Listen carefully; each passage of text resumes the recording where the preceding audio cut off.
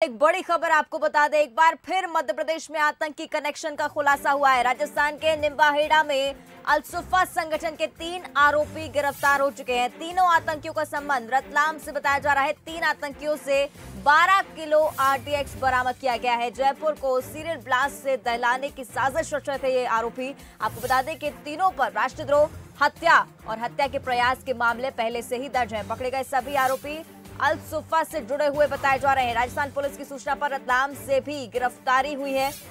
सिमी का गढ़ भी मध्य प्रदेश माना जाता रहा है और एक बार फिर आतंकी कनेक्शन मध्य प्रदेश से सामने आ चुका है। राजस्थान के निम्बाहेड़ा में अल-सुफ़ा संगठन के 3 आरोपी गिरफ्तार हो चुके हैं। 3 आतंकियों का संबंध सीधे तौर पर रतलाम से सामने आया है। आपको बता दें कि 3 आतंकियों से 12 किलो आरडीएक्स भी बरामद किया गया है। जयपुर को सीरियल ब्लास्ट से दहलाने की साजिश रची जा रही थी। मध्य प्रदेश के रतलाम में 3 आतंकी गिरफ्तार हुए हैं। तो पकड़े गए सभी आतंकी अल-सुफ़ा से जुड़े हुए बताए जा रहे हैं। आपको बता दें कि सिमी का गढ़ भी माना जाता रहा है मध्य प्रदेश। पहले ही पिछले दिनों भोपाल से भी संदिग्ध आतंकी गिरफ्तार हुए थे। आपको बता दें कि भोपाल से गिरफ्तार आरोपियों का, आतंकियों का जो कनेक्शन था वो बांग्लादेश से निकलकर सामने आया था। और राजस्थान के निम्बाहेड़ा में अल-सुफ़ा संगठन के 3 आतंकी गिरफ्तार हुए हैं। तीनों आतंकियों का संबंध रतलाम से बताया जा रहा है। 3 आतंकियों से 12 किलो आरडीएक्स बरामद किया गया। एक बड़ी खबर आपको बता रहे हैं।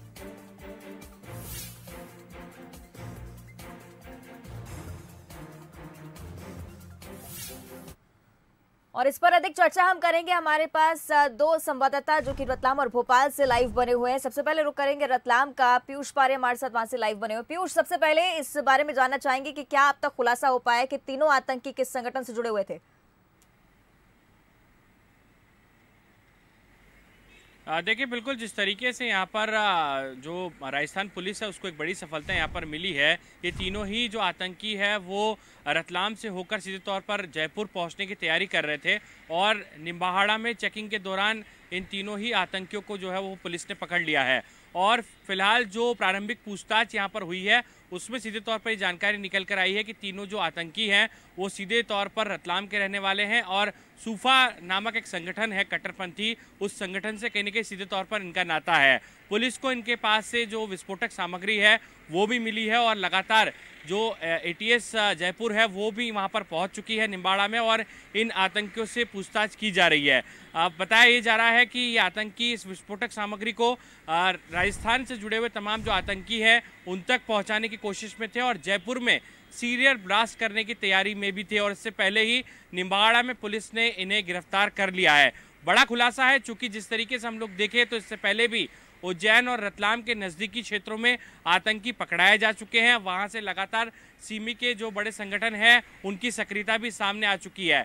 ऐसे में अब ये 3 आतंकी रतलाम के रहने वाले जो हैं उनके पकड़ाए जाने के बाद में कहा जा सकता है कि मध्य प्रदेश में फिर से ये आतंकी संगठन सक्रिय होते हुए नजर आ रहे हैं। लगातार पुलिस पूछताछ कर रही है और एक और महत्वपूर्ण बात यह है कि जयपुर पुलिस से भी लगातार मध्य प्रदेश पुलिस संपर्क में है। अब रतलाम पुलिस जो रतलाम में आतंकी जिन तीनों आतंकियों का कनेक्शन मिला है उनके बारे में लगातार यहाँ पर जानकारी जुटाई जा रही है। ये भी जानकारी सामने आई है कि रतलाम में भी 2 से 3 लोगों को पीयूष, आप बने रहिएगा हमारे साथ, लेकिन इस बीच हमारे बसल्यूट हेड शरद द्विवेदी भी हमारे साथ फोन लाइन पर बने हुए हैं। शरद जी, आपसे इस बारे में जानकारी लेना चाहूंगी। अगर इस कड़ी को समझा जाए तो सिमी का गढ़ रहा मध्य प्रदेश, उसके बाद भोपाल से भी आतंकियों का खुलासा, कनेक्शन सामने आया और कहीं ना कहीं एक सेफ शेल्टर आतंकियों के लिए मध्य प्रदेश रहा है। किस दिशा में ये इशारा कर रहा है? क्या बोलना चाहेंगे? बेहद गंभीर मसला है, आपने बिल्कुल सही दिशा में सवाल किया है। जो इंटेलिजेंस इनपुट है हमारे पास, एक सीनियर हमारी बात हुई एक सीनियर आईपीएस ऑफिसर से जो काफी महत्वपूर्ण पोजीशनिंग में हैं।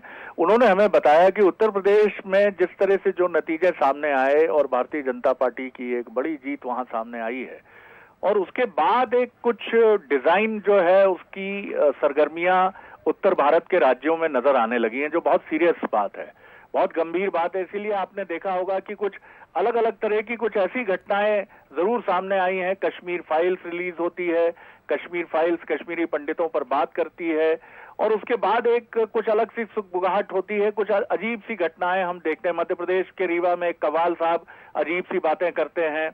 तो ये जो चीजें हैं, ये एक सरगर्मी है जिसका फायदा इस तरह के ऑर्गेनाइजेशन से जुड़े हुए लोग उठाने की कोशिश करते हुए नजर आ रहे हैं। जिन ऑफिसर से हमारी बात हुई उन्होंने यही बात कही कि सीमा पार भी कुछ इसको लेकर सरगर्मियां और सुगबुगाहट के इनपुट्स हमारे पास हैं।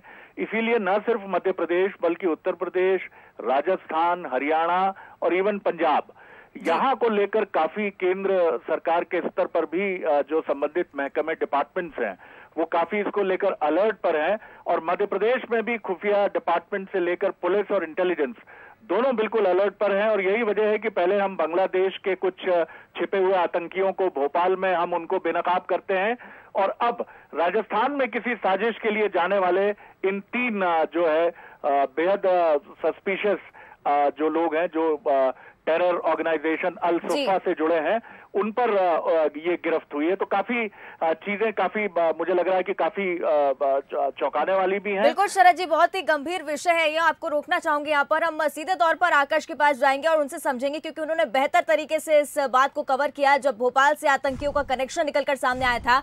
आकाश, इस बारे में आपसे जानना चाहेंगे, मध्य प्रदेश में लगातार सेफ शेल्टर आतंकियों के लिए बनता जा रहा है और लोग भी यही कहते हैं कि आतंकी कनेक्शन कहीं ना कहीं इजिली मध्य प्रदेश से निकलकर सामने आते हैं। पिछले दिनों जो हुआ वो भी आपसे सामने था। आप इस बार क्या कुछ कहना चाहेंगे? अवंतिका, जो सुफा संगठन जो है वो बेसिकली 2014 और 17 में सक्रिय हुआ था, जब 2014 में एक बजरंग दल के जो नेता हैं उनकी हत्या की गई थी और 17 में भी एक हत्याकांड में इसका नाम आया था। जब से इसको प्रतिबंधित कर दिया गया था, बेसिकली ये इस्लामिक युवकों का 40 से 45 युवकों का संगठन है और ये लगातार स्लीपर सेल के तौर पर काम करता है। और जिस तरीके से इनसे RDX बरामद हुआ है 12 किलो, ये काफ़ी सेंसिटिव विषय है, क्योंकि RDX का उपयोग हमने मुंबई ब्लास्ट केस में देखा है, पुलवामा जैसे ब्लास्ट केस में देखा है कि ये RDX इनके पास आया कैसे। जब जिस तरीके से लगातार खुफिया एजेंसी नज़र बनाए रखे हुए हैं, जिस तरीके से यूपी का चैनल हेड शरद द्विवेदी जी ने बताया कि चुनाव जैसे रिजल्ट आए उसके बाद कुछ संगठन एक्टिव हुए हैं। दूसरी तरफ जब सिमी के आतंकवादी, जब 10 आतंकवादी भोपाल की सेंट्रल जेल में जब यहाँ पर हैं, तो खुफिया एजेंसियों का यहाँ पर विशेष तौर पर नज़र थी। यही कारण है कि जब 4 आतंकी जो जमात मुजाहिदीन के पकड़ाए थे भोपाल से, उनसे जब पूछताछ की गई तो विदिशा से भी 2 लोगों की गिरफ्तारी हुई। पश्चिम बंगाल से भी हमने देखा कि जहां से उनकी फंडिंग की जाती थी कलकत्ता से, वहां पर भी टीमें लगातार लगी हुई हैं, वहां पर भी पकड़ने के कार्य किए जा रहे हैं। उसके बाद जो सूफा संगठन है, जिस तरीके से 40 से 45 लोग इस्लामिक युवकों का ये संगठन है, जयपुर के चित्तौड़गढ़ में। जिस तरह से आकाश आप फंडिंग की बात कर रहे हैं, यानी कि संगठित अपराध की ओर आप इशारा कर रहे हैं, और शरद जी से इस पर मैं जानकारी लेना चाहूंगी। शरद जी, जिस तरह से कहा जा रहा है कि एक संगठित अपराध, और सिमी की हम बात कर रहे हैं, भोपाल के आतंकियों की बात करें जिनका बांग्लादेश से कनेक्शन था, अगर इस तरह के अपराध की बात की जाए तो पुलिस के लिए ये एक बड़ा चैलेंज निकलकर सामने आया है और मुझे लगता है कि सशक्त होने की जरूरत है अब पुलिस को भी। क्या कहेंगे? मध्य प्रदेश में पूरा अलर्ट है इसको लेकर अवंतिका, और यही वजह है कि मध्य प्रदेश में हम बेनकाब करने में कामयाब हुए हैं। मध्य प्रदेश, ये बात कही जाती रही कि एक हाइडआउट्स के तौर पर इसका इस्तेमाल करने की बात बीते 2-2.5 दशकों से सामने आती रही है, लेकिन मध्य प्रदेश में ये बात बिल्कुल सही है कि सिमी का नेटवर्क पूरी ताकत से ध्वस्त किया गया और इसमें मुख्यमंत्री जो मौजूदा है शिवराज सिंह चौहान और बीजेपी गवर्नमेंट के वक्त उस पर काफी सख्त कार्रवाई हुई। सफदर नागौरी से लेकर वो तमाम बड़े चेहरे जो सिमी के बड़े ओहदेदार रहे, उन सबको खत्म किया गया और वो सब अब जेल में है। लेकिन इतना जरूर है कि मध्य प्रदेश अपनी संरचना की वजह से, एक तो हम देश का दिल हैं, देश के बीचों बीच हैं, यहाँ उत्तर और दक्षिण जाने के लिए आपको बराबर मौके रहते हैं, और दूसरा एक हाइडआउट ऐसा माना जाता है, शांति का टापू है, यहाँ ज्यादा ये मानकर आते हैं जो लोग यहाँ छिपकर शरण लेते हैं कि यहाँ ज्यादा वो बहुत रिस्क पर नहीं रहेंगे जितना वो उन राज्यों में रहेंगे जहां बराबर रेगुलर सर्चिंग और तमाम ऑपरेशंस होते हैं।